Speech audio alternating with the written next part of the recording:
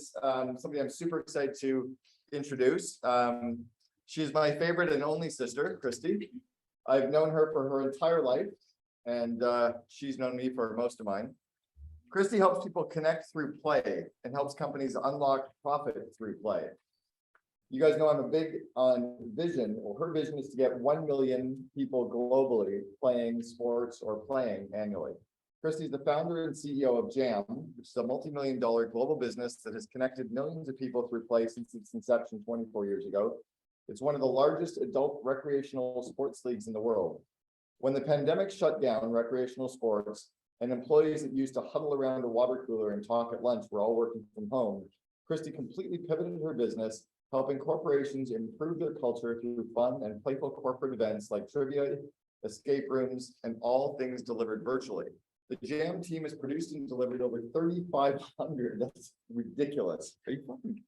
That's amazing. Over 3,500 playful corporate events in 2 years.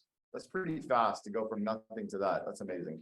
In over 30 countries since the summer of 2020. She's also a passionate speaker on the power of play and the importance of healthy business culture. She recently authored her first book, It Pays to Play, How Play Improves Business Culture, which is launching this fall. So with no further ado, Kristi Herold. Thank you. Thanks for having me. It's a pleasure to be here. And nice to, I've enjoyed speaking with the COO Alliance in the past on some similar but different topics. So today I'm really excited to talk. Can you hear me okay, Cam? Yeah, I just want to make sure it was recording. Okay, great. Really excited to talk about my newest favorite topic is my new book. It hasn't launched yet, as Cam said, but it's going to be out in about a month and a half, called It Pays to Play. So I will get started, and I'll look forward to, Cam, I think we have about an hour, if I'm not mistaken. So I think this will be probably about 45, 50 minutes of talking and 10, 15 minutes of Q&A at the end. So I'll get started and look forward to chatting with all of you when I'm done sharing my thoughts on play. So here we go. I'm going to share my screen. And get this started. Let's get this party started. So have you ever felt frustrated with someone? Like really, really frustrated? Like they just don't get you and you don't get them. Maybe you felt frustrated with a whole group of people before. Well, Ben was frustrated. Ben had proposed a 2-day session where he get these two groups of people together to work out their differences. And it worked. Begrudgingly at first, they met up with each other for the first time. They stopped to actually listen to each other. They exchanged gifts. They sang songs. They even played together. And the next day, they went back to killing each other. It was Christmas 1914. Pope Benedict XV and two groups who couldn't get along were the Germans and British troops fighting against each other in World War I. December 7th, 1914, Pope Benedict XV suggested a temporary hiatus of the war to celebrate Christmas. And Britain and Germany refused to create an official ceasefire. But on Christmas Day, the soldiers in the trenches declared their own unofficial truce. So starting on Christmas Eve, many German and British troops fighting World War I sang Christmas carols to each other across the lines. At certain points, the Allied soldiers even heard brass bands playing from the German side. At the first light of dawn that Christmas morning, some German soldiers emerged from their trenches and they approached the Allied lines across no man's land, calling out "Merry Christmas" in their enemy's native tongue. At first, the Allied soldiers feared this was a trick, but seeing the Germans were unarmed, they tentatively climbed out of their trenches and they shook hands with the enemy soldiers. The men exchanged presents of cigarettes and food. They sang songs and Christmas carols. And the best part is there was a documented case of soldiers from opposing sides playing a fun game of soccer, playing. These were men who had literally been shooting each other hours earlier, stopped everything to play a game, to kick a ball around a battlefield. The power of play is so strong, it has literally stopped war in its tracks, at least temporarily. And it helped bridge linguistic barriers to bring opposing sides together for a few welcome moments of lighthearted fun and social interaction. Now, sadly, as we all know, this didn't last. They started killing each other again, and they stopped playing. But what is play? To engage in an activity for enjoyment and recreation rather than a serious or practical purpose. Now, many business people believe that play does not belong at work. Work is work and play is play, and never the two shall mix, right? Yet Margaret Mead, who is an independent woman born in 1901 and not afraid to explore and discuss challenging topics like women's rights, nuclear arms, race relations, environmental issues. She was talking about this like 100 years ago. She was a model for those willing to learn and challenge the status quo. She's known for having said this: "It is utterly false and cruelly arbitrary to put all the play and learning into childhood, all the work into middle age, and all the regrets into old age." So, like Margaret Mead, I'm calling bullshit. As the people who are on the cutting edge, working tirelessly to make your organizations better, have you ever thought about this very simple question? Why do we stop playing? Why do we stop playing as adults? Why do we stop playing at work? And more importantly, what would be possible if we didn't stop? My goal today is to put that question into your head and have you think about it. But first, I want to read you something. This is, okay. Core purpose: helping entrepreneurs make their dreams happen. Mission: vivid visions replace vision statements worldwide. Core values: deliver what we promise, be open and vulnerable, show respect for everyone, grow big, act small, have some effing fun.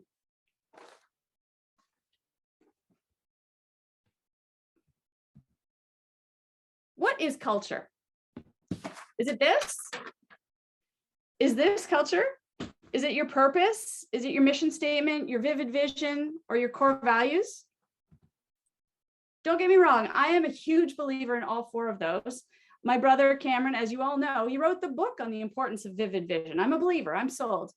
Mission, vision, purpose, values, they're all absolutely critical pillars for a strong organizational culture. They could possibly be worded better than this, just kidding, Cameron. But let's be honest, these are table stakes. These alone are not enough. Having your mission, vision, purpose, and values written down on a wall in your office, that doesn't mean anything if you don't have a cohesive, connected team of people bringing them to life, right? So can we agree that none of these matter if your people don't stick around? None of these matter if your people aren't engaged and energetic. None of these matter if your people aren't healthy. None of these matter if your people aren't creative and innovating. And frankly, none of these matter if your customers aren't delighted. So what if we could improve all of these areas of your culture through something fun? By doing something that for the first decade of our lives was our favorite thing to do. What if we can improve all of these areas through play? That's what I'm here to talk to you about today. But first, let's talk about boomerangs. In 2014, I hired a young man named Sandeep. He had a banking background and he started off as an operations associate. He moved up into bookkeeper and then as a leader on our finance team. Sandeep has a great sense of humor. He is hardworking, humble, and he happens to be a fabulous all-round athlete, which always makes him a popular choice for our company sports teams. And he was easily the most ethical, trustworthy person I've ever met. Everyone loved having Sandeep on our team, and he loved being on our team. December of 2020, 9 months after the pandemic wiped out our sports league operations, 6.5 years into my working relationship with Sandeep, he informed us that he had a new opportunity and he was going to be leaving JAM. This was not an easy decision for him. He was passionate about our purpose of connecting people through play, but he felt that it was the right time for him to take a new experience and earn a larger salary. I was heartbroken to see him leave, and as he did, I made sure to let him know that I wished him only the best and that there would always be a spot for him on our team if he ever wanted to come back. Now, over the last 27 years, I've had lots of people come and go over the years. I have always enjoyed keeping in touch with many of my former teammates. I text with, I don't know, 15, 20 of my former teammates who, these are people who, they're friends, great friends, and I cherish these friendships. So I keep in touch with them as friends. So after Sandeep had been gone for a few months, I sent him a text just to check in and see how things were going. And Sandeep has always been upbeat and positive as long as I've known him. So I was really shocked to hear that he was miserable and he was planning to submit his resignation that week, even though he didn't have another job to move on to. He explained the culture at his new job felt non-existent. The coworkers were not friendly with each other. No one seemed to care about anyone's health or happiness. And he realized he wasn't passionate about the company's purpose. So while he was earning more money, he just wasn't happy. So over the next few months, Sandeep and I kept in touch. It was clear that he wanted to come back to Jam and we wanted him back at Jam. So 6 months later, I created a new role for him basically, and he's back on our team. And after he was back for about a month, I sent him this little text. I said, look, I just wanted you to know how happy I am to have you back on our team. And reading his reply felt amazing. And this isn't the only time we've had a boomerang employee at Jam. Taylor Lewis also left during the pandemic and came back. Taylor told me that while she left for what she thought would be a great new career opportunity and a higher salary, she quickly realized how her new job was negatively impacting her mental health. She was missing working at a place where she was passionate about purpose, and she was missing working with a team of people who she adored as friends and who cared about her and her personal well-being. So we were thrilled when Taylor came back to our team as well. So play improves retention. Having a fun, playful culture can truly help you keep your team loyal and retain them. Remember that. Now, for each of these benefits of play, I've got a bunch of different tactical ideas that I'm going to share with you on how you can implement play in the workplace. And I'm going to share this with you. I've got what I call my playbook. Brilliant, I know. I'm going to share the playbook with you at the end of the talk. So you don't need to write down a whole bunch of notes. This will be filled with ideas and you can get it for free after we're done today. So the first play in the playbook I want to share with you is let your people experience culture elsewhere. One of our virtual event clients, Glassman Wealth, shares a strategy that we've had at Jam for years. This is the Glassman Wealth team you're seeing in the photo, all dressed up in fun costume. They've got an amazing culture. And their theory, which I totally agree with, and we subscribe to at Jam as well, is avoid hiring people straight out of college or university when possible. Instead, let them experience cultures elsewhere so that when they make a move to come back to your company, or to come to your company for the first time rather, they will fully recognize how great the culture is at your organization, and they'll be more loyal because of this. After they've been with you, if a top performer like Sandeep as an example wants to leave, and you would welcome them back, make sure that they know this. There can be a lot of shame and guilt, which are natural human emotions when someone decides to make a move and leave a company. So it's really important to hear from you that the door is open for them to come back if they ever decided they would like to. Because if their new company doesn't have a strong culture, they might just do that. It's a lot cheaper to bring back and onboard a former top performer than it is to train and groom someone new. Think about the learning curve alone, right? Another play in the playbook, celebrations and recognition. These go an immensely long way. There are many ways to do this, and they are very easy and don't need to be super costly. So I'm going to share a bunch of the ways we have celebrations and recognition at Jam. First off, we have our shout out channel. This is on MS Teams on our chat. You can have it on Slack if you're on Slack. Every day we have shout outs flying around, people just shouting out so-and-so and so-and-so for doing great work being done. You could literally set this up in Teams or Slack right now from your phone and it'll cost you nothing.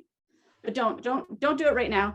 Stick with me for the talk, but make a note to do it later. It's part of the playbook. You'll see it in the playbook.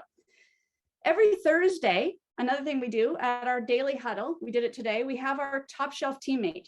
Top shelf teammate it's a little hockey stick, a little tiny wooden hockey stick, and it just gets passed from one teammate to the next week after week. Whoever won it the last week gets to shine a light on someone who's been working really hard that week, and they call them out as our top shelf teammate and pass on the hockey stick. And they also get a special Zoom backdrop, the Top Shelf Teammates Zoom backdrop. Costs us nothing, great recognition. We also have monthly our Core Value Award. So this, what you're seeing, the picture you're seeing in the middle here is our Core Value Trophy. Everyone has a chance to nominate someone else on the team who they feel has been living and breathing our core values. As CEO, I present the award each month. I read out all the nominations. We have a PowerPoint we go through. Everyone's face is up there if they got nominated and why they were nominated. Takes about 10 or 15 minutes every month, but it's a great way to have spotlight shone on a whole variety of different people for all the different great work that's being done. And it's also a really nice way for our teammates to be able to show gratitude to people they think are doing fantastic work, and they want to shout them out. So the winner, whoever gets the most nominations, wins the Core Value Trophy, this 18-inch Apple Core. It literally, like, it's quite a tall trophy, and it's got our core values along the bottom. It sits on their desk, and if they're a remote employee, they get a special Zoom backdrop as well. So we know who our Core Value Award winner is each month. Costs us nothing except that initial trophy from 15 years ago. The Find a Better Way Award is an award we do once every 4 months at our season finals, when we're reflecting on how we've done in the last 4 months and looking forward to the next season.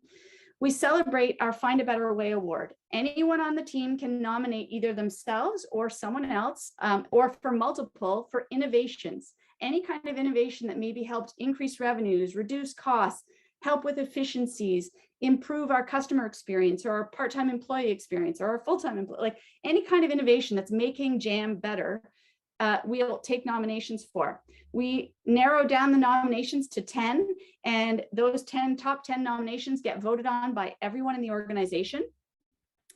And the winners, the top 3 winners, get a cash prize. Not big amount of money. It's $300 for first, $200 for second place, and $100 for third. But we do that 3 times a year. So the total cost is $1,800 for our Find a Better Way Award. And it's constantly incenting and celebrating innovations, because Find a Better Way is one of our core values. And lastly, one of the celebrations I'll share with you, is probably my favorite one. It's our official draft ceremony. And what our draft ceremony is, this is the pictures you're seeing at the end where people are holding up hockey jerseys. This is when we have teammates who have hit their 1-year anniversary with Jam. We officially draft them to the team by giving them their Jam hockey jersey. Their name goes on the back, and their number is the year that they started working with us. And they get their veterans jerseys, which they then proudly hang on the back of their chair at the office, or people who work from home offices have them usually hanging up on the wall. You can see them in the back of the Zoom calls all the time. It's a really great way for our veterans to feel pride in having been on the team for a long period of time. And it's a great thing for our rookies. It inspires our rookies to become veterans. Again, not a huge cost. The hockey jerseys aren't super expensive, and it's celebrating milestones which help loyalty and retention. Most of these things cost little to nothing. So all these ideas and more will be in the playbook, which again, I'll give you guys at the end of the talk. If you haven't had some laughs with someone, are they really your friend? I mean, seriously, have you ever considered someone to be a close friend if you haven't laughed your ass off with them at some point? I know I haven't. So remember when you were little, think about the days when you used to walk to school or take the school bus. If you had friends at school, you really looked forward to going to school because you were going to play with those friends in class and you'd play with them at recess. If you didn't have friends at school, you were definitely not looking forward. It was like prison. Guess what? This doesn't change when we grow up. These same feelings happen when we're adults going to work. If we have friends at our company, we're far more engaged and energetic and excited about the work we're going to do every day. One of the easiest ways to make friends is to play. I'm going to share a story about a friend of mine, Jonathan Lister. He recently left LinkedIn after 12 years as a vice president, and he shared this post on LinkedIn. Now, as you can see in this post, he reflects in his post about the top 3 things he felt he and his team accomplished during his working time there. He shared about the growth they'd been part of, both from a membership perspective and revenues. And yet what he seems most proud of is this number 3 on here. He says, most importantly, we created one of the world's best workplace cultures. The people who do the best at LinkedIn have always been compassionate, ambitious, curious, and fun, along with an incredible ability to deliver. But what I loved most about Jonathan's post is not what he wrote here. It was the photos he shared. A picture's worth 1,000 words, right? So let me show you what I'm talking about. In addition to what Jonathan wrote, he shared a bunch of photos, and they truly say it all. After 12 years working with his fantastic team, his favorite memories that he shared in his photos were all from playful moments he had at work, not from sitting in meetings. As you can see, the powerful memories captured in these photos involve camaraderie, laughter, and play. So think about your absolute favorite moments from your career so far. My guess is that your pictures would have a similar feel to Jonathan's. And I understand the day-to-day has to happen. We have to have spreadsheets. We have to have status meetings. We have to have board meetings.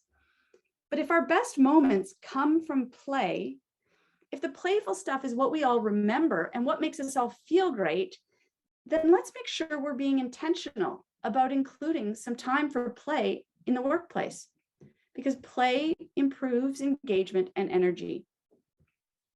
So from the playbook, make play intentional. Don't just allow your employees to play, encourage them to play. Having a corporate event once a year, that doesn't make you a playful company. That doesn't make for a playful culture. That alone isn't enough. Layering play into your everyday is how we make play intentional. Have a monthly lunch and laugh virtual, or have some in-person socials, host small celebrations, core value awards, have fun with your internal and external communications, be playful with how you communicate. There are so many ways to make play intentional, and those will all help improve your culture. Something we do at JAM, we have what we call our Go Play Days. So we encourage, from the May long weekend through until the Labor Day long weekend, we encourage all of our teammates to book every Friday afternoon off, or as many Friday afternoons as they can.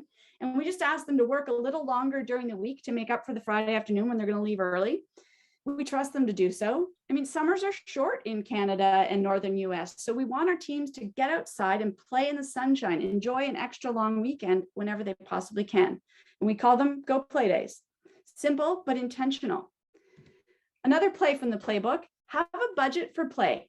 Play doesn't need to break the bank, but it should be a line item on your budget, I believe. My friend Kara Golden is the founder of Hint, naturally flavored water company. You probably heard of it, out of California. It's delicious.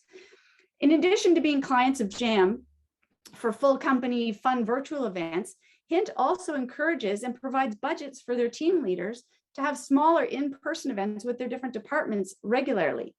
They encourage their teams to play in ways that work for their teams. So some teams have gone fishing, other teams have gone and hit golf balls, some go to a baseball game, some have done karaoke. They get the budget to do with it as they please. There are so many ways to have a playful culture, and every organization, no matter what you do, can find ways to integrate play into the workplace. Another play from the playbook, try not to DIY, don't do it yourself. Hire experts and make sure you include everyone.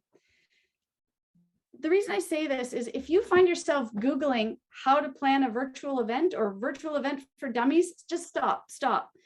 Hire experts, because doing these events, it's not overly costly. You'll be saving so much time for your teammates. Usually it's HR or the culture committee that this stuff gets dumped onto. They have more important work to be doing. So let an expert do it for you. As they say, it's not super costly. And then also what happens is your HR and culture teams will actually get to participate instead of being the organizer. They don't get left out, which is what happens if you dump it on them to do all this planning. Further, be sure to make sure that you're running playful experiences that include everyone from your C-suites to your interns, because and across cities or oceans, wherever they're sitting, you can get people together to play virtually, in person, all different ways of doing so. And it can be super cost effective and really just build up and strengthen friendships and prioritize play as intentional to break down barriers for your team. So while I was writing my book, It Pays to Play, this past year, I bumped into a college friend, Kate. I hadn't seen Kate in about 25 years, and we were catching up, asking each other about what was going on in our lives. And I told her about my book. She was excited to hear about it. When I asked what she was up to, she shared that she had been sitting on a board of a family business that was still being led by her grandfather, Britt Smith. Her grandfather, Britt, is 102 years old.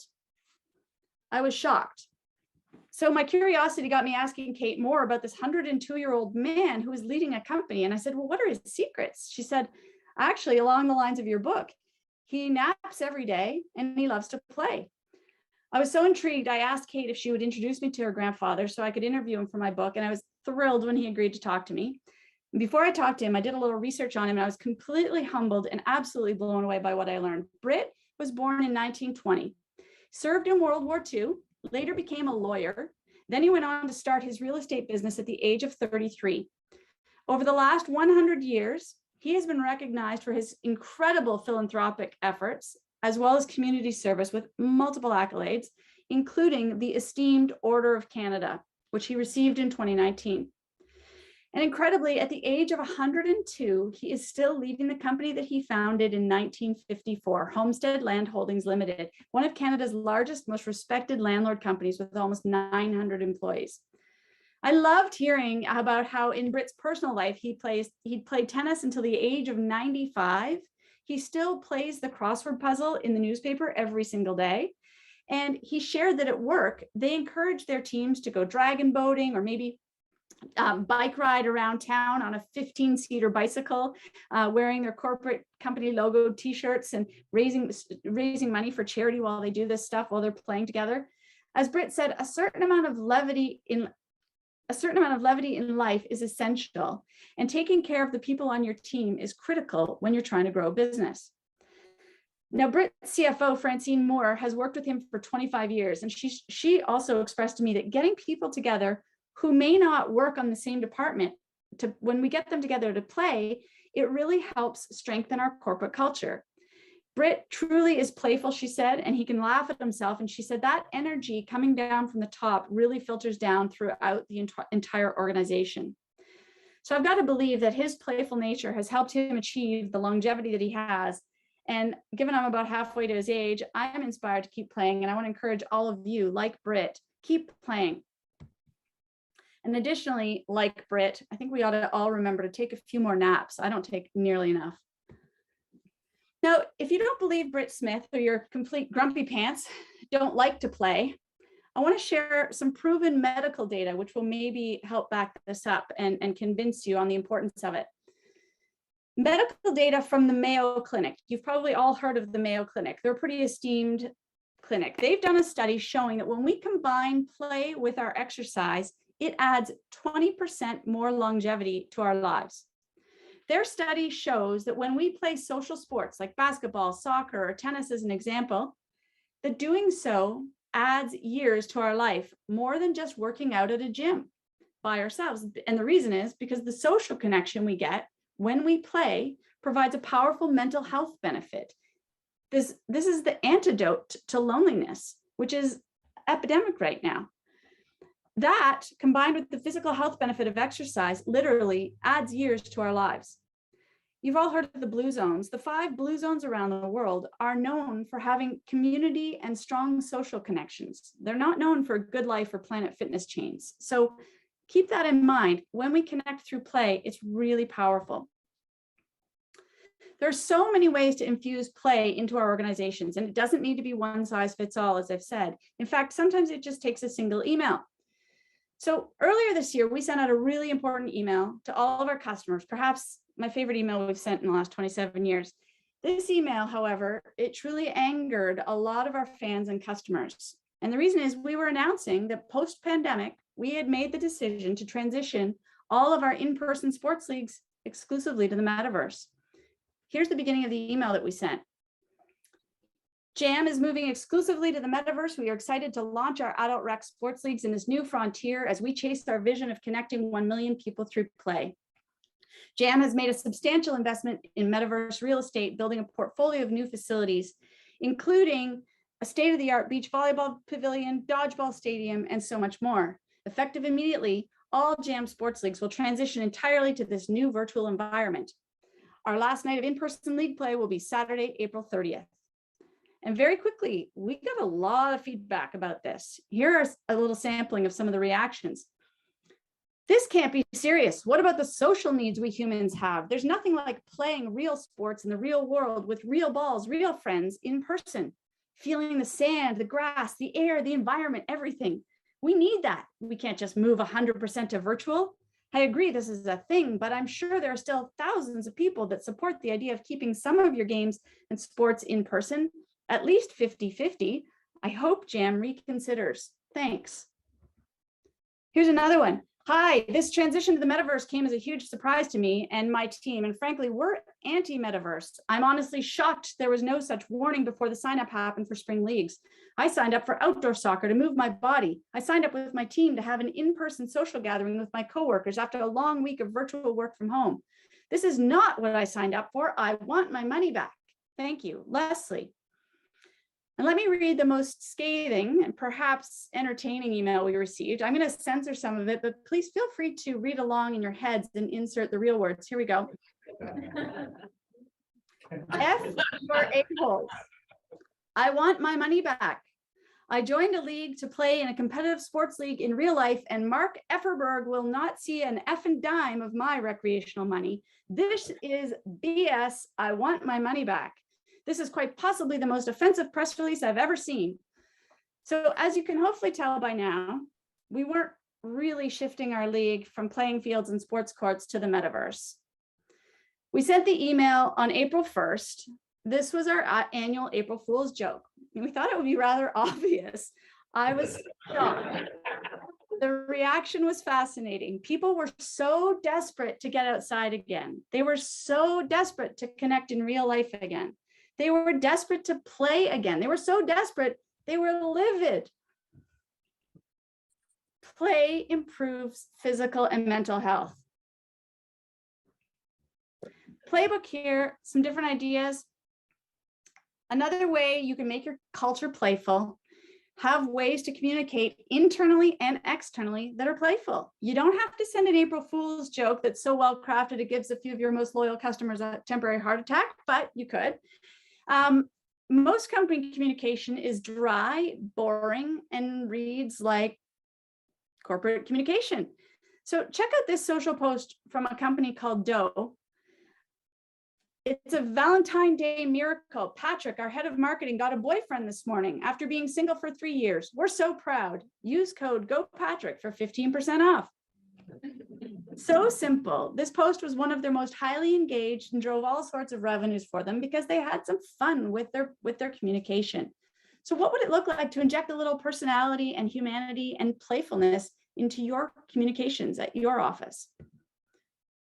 Another play in the playbook, make play part of your health benefits.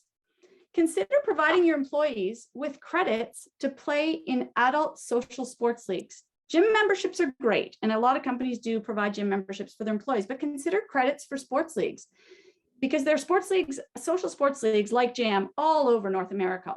So whatever city you happen to be in, I can almost guarantee you there's an adult social sports league there. If you gave credits to your staff, they could use them to play, and then their exercise, they would be getting the mental health and physical health benefits from their combining the two. Consider maybe signing up some corporate sports teams yourselves in these social sports for your work team, a volleyball team, a kickball team, a soccer team exists. So get some teams playing together from your office. Health club memberships as an employee benefit are great, but what's better for your culture? People playing sports with each other or lifting weights with strangers? So think about it. And as we learned from that Mayo Clinic study, combining play with exercise literally adds years to our lifespan. I think Britt Smith is a pretty fabulous example to follow in that regard. Now let's think back to our childhoods again. I have vivid memories from being 7 or 8 years old. Cameron will remember we had a big sand pit behind our house. I remember playing back in the sand pit with my friends, and I remember clearly, I was probably inspired by the Jetsons. I was talking into what I was calling my communicator on my watch or on my wrist. Nothing was on my wrist, but I was pretending I had a communicator. Who knew that 35 years later, Apple would launch the first Apple Watch? Too bad I couldn't figure out how to monetize that idea when I was 7, but The truth is, our imaginations and creativity when we played as children were incredibly powerful. We were constantly innovating when we were playing. Play improves creativity. When we play with our work colleagues, we get to know them better as friends. We build trust and we're more able to be vulnerable with each other, such that we're more comfortable sharing new ideas that are creative that we might be a little nervous about. We're okay being more vulnerable with them because we've played with them and gotten to know them and people, we trust them. Ray Minato runs a firm called Inertia Design in Toronto, and they do product strategy development, manufacturing for a number of different industries. They employ about 50 people, many of whom are highly intelligent engineers and industrial designers. In addition to ensuring that his team is engaged with interesting, challenging work, his leadership team at Inertia Design also know how critical it is for their employees to be engaged with one another as a team, to play. I asked Ray about ways that they make time for play at work, and he shared a number of different stories with me, including the fact that they have a company rock band that rehearses together every month. But the story that had me laughing out loud was the story of Rocket Monkey. Inertia's engineers and designers are constantly coming up with creative ideas, and that creativity gets a little wonky every so often, and they all have a good laugh. Well, years ago, someone at the company was a bit bored and decided to take a stuffed monkey, strap it to a rocket that he'd fashioned out of a couple of Coke bottles, and at lunch, he got everyone to go outside where he launched his creation with a few minor explosives. Since then, Rocket Monkey has semi-regular launches that the team gets excited about. Rocket Monkey has ridden everything from a watermelon to a toy car over the years, and the cheering at the rocket launches gives the Inertia team a sense of childhood recess fun. Some launches are more successful than others, especially for Rocket Monkey, but the guaranteed success in every launch is that the team shares some laughs and there's an energy boost that occurs when they take a little work break to play and be creative and innovative. It's like recess all over again. Play improves creativity. So one of the plays in the playbook is to get innovative with play. Allow your team to play the way that fits them. Most companies wouldn't have the engineering talent to have a rocket monkey, but for Ray Minato and Inertia Design, that's perfect. Any organization, however, could host a euchre tournament, a company choir or a rock band, a kickball team, book club, all of the above. The key is to decide, what does play look like for your company, and find ways to intentionally keep playing. Do you remember ever having been on the phone with a customer service, perhaps talking to your cell phone provider like Verizon or Bell, and the agent on the other end of the phone was clearly grumpy and not loving life? How that made you feel? On the flip side, anyone recall having a really great service experience with someone on the phone, and you could tell that the person serving you loved their job and was really happy? Comparing the two, which experience was better for you as a customer? So hold on to that thought for a sec. Deloitte is recognized on both US and Canadian lists of LinkedIn's top 50 companies to grow your career. It's no surprise they care a lot about their people and that they prioritize finding ways to connect through play with their teams. Marissa is a partner at Deloitte who I've chatted with a few times. She was telling me that she was initially introduced to Jam through one of her clients. She was the lead on the project, and she'd been invited along with her team to go to a fun virtual scavenger hunt with Jam. The evening of the event, Marissa had a long day. She was tired and she wasn't feeling overly social, but she knew she had to rally because it was with a client, so she jumped on the Zoom call. She said before she knew it, the scavenger hunt was wrapping up. An hour had gone by and she'd been laughing with her team and her clients for a straight hour. She felt energized and connected as friends with her teammates more than she ever had before. After the event, she said she received a bunch of emails from her teams, all saying how much more joyful they felt and bonded having played together. And she said, I believe we're now delivering better service to our clients because we feel more cohesive. Marissa told others at Deloitte about Jam, and they've since booked over 30 virtual events with us, trivia evenings, escape rooms, Family Feud style game shows, so that their teams and their clients can connect, play, and laugh no matter where they're sitting in the world. Many Jam clients have had so much fun playing our virtual events with their own teams and felt the benefit of doing so, that they've also purchased gift certificates to give the gift of play to their corporate clients, effectively playing it forward. So whether at work or in our personal lives, happier people create a positive ripple effect with everyone they interact with. And as we've all experienced, happier employees will deliver a better service to your customer. When we play, it improves customer delight. So one of the plays from the playbook is give the gift of play to your own team and to your clients. Many JAM clients, including UpLevel, Deloitte, E1, Inertia Design, the Rocket Monkey Group, they're all great examples of JAM clients who have played in some of our fun JAM virtual events over the years and loved them so much they gifted them to their corporate clients. As Ray Minato from Inertia said, gift baskets are so boring. Giving the gift of play to our clients is unique, and it feels far more beneficial to give that as a gift. I mean, really, haven't we all had enough of shelf-stable sausage and disgusting fruitcake filled with, like, what is even in that fruitcake? Stale biscotti in a gift basket, like, ugh. So if you've got a corporate client, consider giving them the gift of play, whether that be a virtual event or a gift certificate for them to put a company team in one of your local sports leagues in your area, or getting them signed up for a fun, playful event, a charity event, a Tough Mudder, something like that. The gift of play will be an experience that will create fun moments and memories that many people on your client's team will then get to enjoy, versus whoever scoffs down the biscotti first or the dark chocolate first gets to enjoy it all to themselves.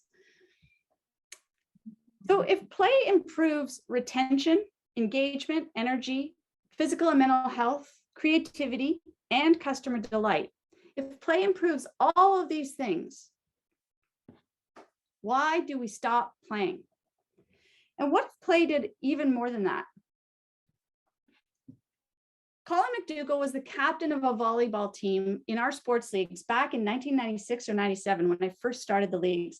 I remember one evening I was out setting up the volleyball nets at a game. I was having some trouble. They were taking me longer to set up than normal. Colin and his team were patiently waiting as I was trying to get the nets up. And I recall I watched Colin walk over and I saw him start talking to Martha, who was the captain on the opposing team, as they were waiting. Apparently, Colin and Martha agreed that they were going to get both their teams to go back to the sponsor bar after their games. This was exactly what our leagues were all about: playing, socializing, meeting new people. A year or so later, Colin sent me an email. He said, "Kristi, I wanted to let you know if you ever need a testimonial for your business, here's mine. Thanks to JAM Sports, I don't sleep alone anymore." So fast forward, Colin and Martha were married, and I heard through the grapevine that they actually thanked JAM in their wedding speeches for bringing them together. Colin and Martha went on to have 3 kids, and I still get the updates from Colin every few years. He sends me a new family photo crediting his time playing with JAM for his marriage and his family. Play creates lives. Play changes lives. I want to tell you about Mary. She lives in Michigan. Mary has multiple sclerosis, and yet she plays 4 different sports in our leagues 4 nights a week. Mary explained to me that our leagues provide her with a fun physical outlet for the days when she's physically able to play. And on the days when her MS has flared up so badly, she needs to be using her cane and she can't play, she can still go watch her teammates at their games and perhaps go out to the bar and socialize with them afterwards.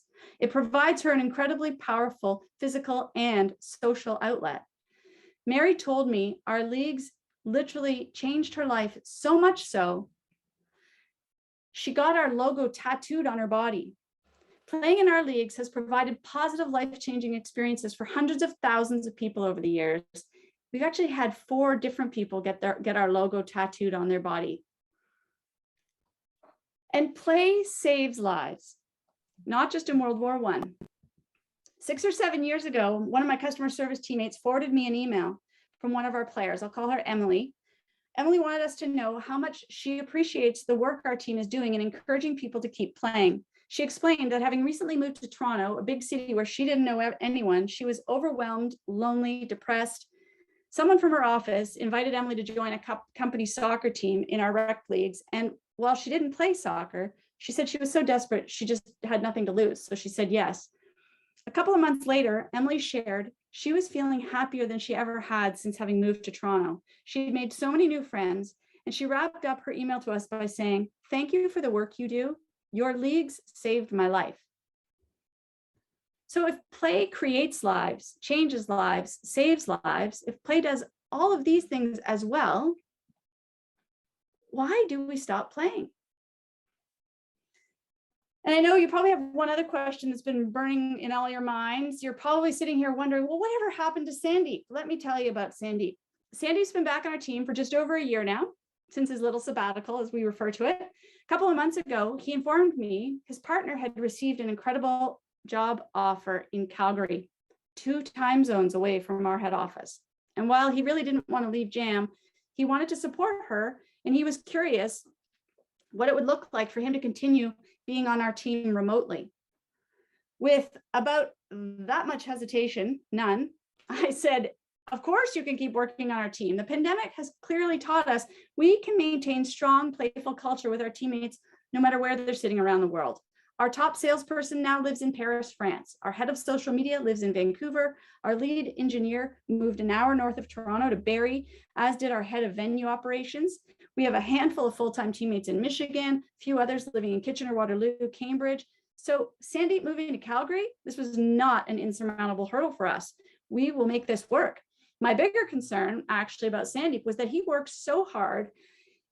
I know he's been playing sports with our Jam leagues multiple nights a week to give himself a break. He needs balance in his life and he loves to play. So I was worried about him because we don't offer Jam sports leagues in Calgary, but I know someone who does. So I reached out to my friend Rob, who runs the Calgary Sport and Social Club. And I said, Rob, I want to buy a lifetime pass for one of my teammates, Sandeep. He's moving to Calgary. I want to make sure he can keep playing and make new friends in Calgary. Can we do this?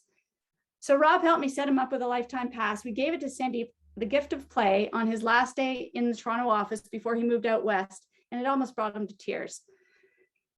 Now, listen, the last story I want to share with you before we wrap up is a story about a kid named Chris. Way back in June of 1977, Sudbury, Ontario, a 6-year-old named Chris desperately wanted to play soccer. Chris had older brothers who both played sports, and Chris always wanted to be just like them. So Chris's mom signed Chris up for the local boys soccer league.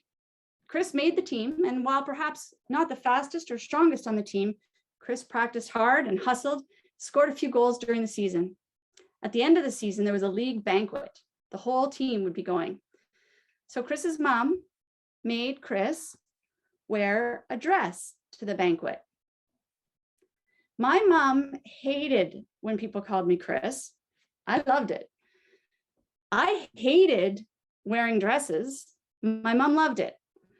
As you can imagine, my teammates were all rather shocked just to learn that Chris, who they'd been playing soccer with all summer, was in fact a girl. The next season, however, regardless of the fact that teammates had now learned I was a girl, and in fact, the only girl in an all-boys soccer league, I got invited back to keep playing.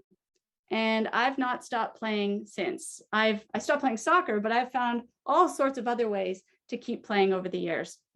And in fact, I built the first couple chapters of my career around play. First, with the creation of the Jam sports business. Secondly, with the creation of the Jam events business. And having recently written my book, It Pays to Play, I intend to focus the next chapter of my career encouraging organizations around the world, like all of you, to explore that question we started with. Why do we stop playing? So today, I encourage all of you to encourage those around you in your personal life, in your work lives. Start playing early, keep playing always, find ways to play every day, at home, at work, after work, and don't ever stop. Always keep playing.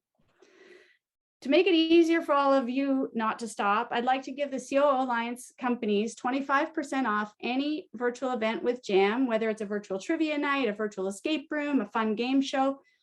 If you want to scan this QR code or go to the landing page, jamgroupevents.com/playbook/, go to either way, you'll get to a Google form or a MS form rather, which you can fill in quickly.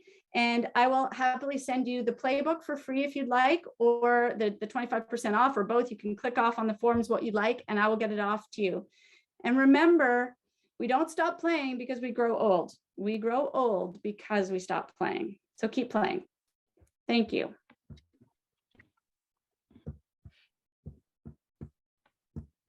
That was really fucking good. And Clay, good to see you, buddy. Clay is a good friend of Kristi's that worked with her on a lot of her content for this talk. Kristi, that was really, really solid. We've got some time, right, for some Q&A. Yes. Yeah, Yeah. that was really good. By the way, I've seen the playbook. It's about a 10-page, like 20. It's 20? 20 pages. It's 20 pages, and it's like the SOPs. It's literally like the step-by-step instructions on how to bring all this shit into your business. It's fucking tight. Like, you'd be completely moronic not to get this for your business. And then I would take it and rip off and duplicate, like take it. And that's why she's giving it to you, is so that you can take it and tweak it to make it your own. And then, as she said, the 25% discount for the jam events. Her COO, Rob Davies, is also a member of the COO Alliance as well. And then she also mentioned Glassman Financial. The COO from Glassman Financial is a member, as was their prior COO. So Kristi, let's do some questions. Who's got questions for her content right now? Okay, go ahead. I'll repeat the question for you. Hey, Kristi, I was just wondering, how do you, if you've got employees that have trouble getting along, how do you encourage them to get in and join some kind of play together? And could you hear that okay? How do you encourage employees that aren't really getting along to come in and play together? Well, you can make them sit and hold hands on the couch together for a while, which is what our mom used to make us do. And if that doesn't work, so I don't know if you're a remote office or if you're in person. Are you remote or in? Sorry, in person. Okay. There's so many ways. I mean, we have, gosh, like I could think of a number of different ways off the you could whip up have a little tournament go, a little playful tournament throughout the office to maybe it's a health challenge, and you make sure that some of the people who aren't getting along are on the same team. So they actually have to work together as a team towards something totally different from work. Like, it just make it all about play. Or maybe it's maybe you have a euchre tournament or a ping pong tournament, or I don't know, there's just so many ways. I think the playbook, if you get a copy of the playbook, it'll give you tons and tons of different ways to incorporate play in the business. But ideally, it's getting them on a team together somehow, whether it's a virtual event or do an amazing race or a scavenger hunt. We also do like amazing races or scavenger hunts for teams where you can be in person, and we remotely from Toronto will walk you through the phases. Like, it's kind of a hybrid style event, and it's all about getting them connecting on the same team together, where they have to work together to solve little fun challenges completely outside the realm of the real world workday. And when they do that, what ends up happening, they have this opportunity to laugh and have some giggles together. It breaks down some barriers, and it makes us become a little more friendly and understanding of each other. Awesome, thank you. Next one. TJ. So more of a, I guess, a comment. I felt bad interrupting, but definitely bonus time for me. This is massive. Kristi, we have, what we do is we say that members are going to get at least a 10x return on their investment coming to the event. So they spend about $8,000 to come to the event. We say they're going to get at least $80,000 in value. My goal is that they're going to get 100 times the bet. They're going to get 800,000 in value. But we said as soon as they get to their bonus time of 10 times, they're supposed to yell out bonus time to interrupt. And TJ said he felt bad interrupting you, but he's at bonus time. Does anybody else, by the way, get to bonus time on this already? There's like 5 or 6 people already at bonus time. Other That's questions? fantastic. Lindsay. I have a comment. Yeah. So with the communication and the April Fool's Day and the Valentine's Day posts, sometimes I think we have a hard time figuring out how to put that into your organization. About 6 or 7 years ago, somebody told me to say with my out of office assistant and make it be fun, and I never did because I was always afraid. I went away in April and I said, I'm out of office on a beach, I'm not going to be responding to you, and then have some fun with it. And it was very well accepted. So if you're not sure how to put play into organizations are really small, with something that maybe doesn't go out and include to the masses because it's to a control group, I think it's just help you dip your toe in. That's great. Did you hear that, Kristi? No. Lindsay's got a team of a few hundred employees, and they said that at times it's been hard to do things like sending out the press release or changing their PSs or out of office assistant. She said, just try it and start small, and it gets easier once you try it and you realize it's well received. Other questions? Yeah. So we're a sales organization, and so we have a lot of like very growing masculine energy on our team. We've gotten a lot more diverse, even like energy and personalities with operations team. We huge leaps and bounds for last year. But like, I love this kind of stuff. And actually, like with our team, we did the first meeting, like a fun night where everyone in my department is like dressed up. We had like costumes. And we posted that, and other departments thought it was the lamest thing ever. But I realized like the benefit, and like my team loved it. But I'm just wondering, like, when you're working with companies where maybe like the exec team has very different energy styles or like what they prefer, like how do you, because I just know if I brought some of this stuff up, like I just avoid it because I know that it's gonna be like I don't really think that that's gonna result in anything we can quantify. How do you navigate those conversations? So that's a really interesting point, and certainly there are you're not going to convert everyone, right? You're going to have the grumpy pants out there who don't want to have fun. You know, I mean, you could almost play with it like that a little bit. Like, you don't want to have fun, okay? You know, more. You know, the rest of us will. But I think it's all about sort of trying to slowly ingrain it in your culture. And as I was saying, I think in my book that I've written, It Pays to Play, I talk a lot about, I sort of spell out more every one of the areas as sort of a chapter, like how play helps with retention, how play helps with physical and mental health, how it helps with energy, creativity, etc. And there's a bunch of different ways shared through there. One thing we do, like our huddle, we have a huddle every single day. It's 7 minutes. At our huddle, every day is a different huddle leader. So, and there's a schedule. So every, like, until, you know, it's basically from interns right up to me, to I actually was huddle leader today. And we have a very tight 7-minute agenda with our huddle. And it's a Zoom call, but if you're in the office, you take you're in the boardroom for huddle.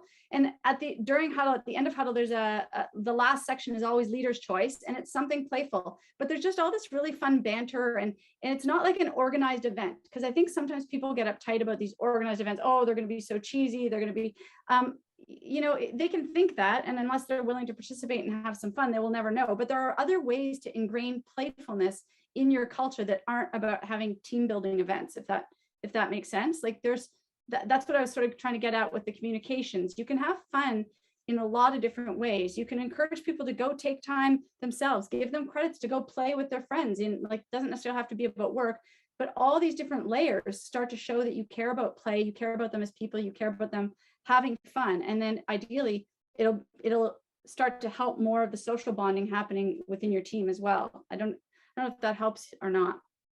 Yeah, thank you. Kristi, are you okay as well if we share the link to the playbook and the promo code? We have about 140 members that were stupid enough not to come to this event. Can we share it with them in the Slack as well? Yeah, absolutely. Just get them that landing page, and then they can fill in the form, and I'll send it out to them.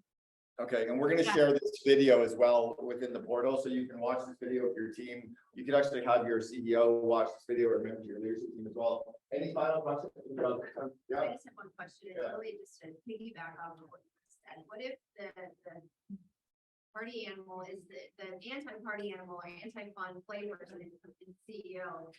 Yeah, Kristi, what do you do if the anti-fun person is the CEO?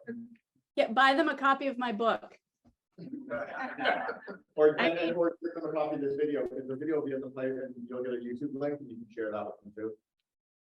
Go ahead, Kristi. Well, I mean, like Britt Smith, the 102-year-old man, and he's ensuring his organization is playful, and he's been running his company since 1954. I mean, and look at him, he's 102. There's a reason that he's lived to 102, and he's still running his company. He's not in an old age home because he believes in playfulness. Like the Mayo Clinic, I mean, that study is incredibly powerful. So I don't know why. It's like impossible to argue, in my opinion. Every budget should have a line item for play, and you can have your CEO call me if they want, if they're anti-fun. I'd love to understand why.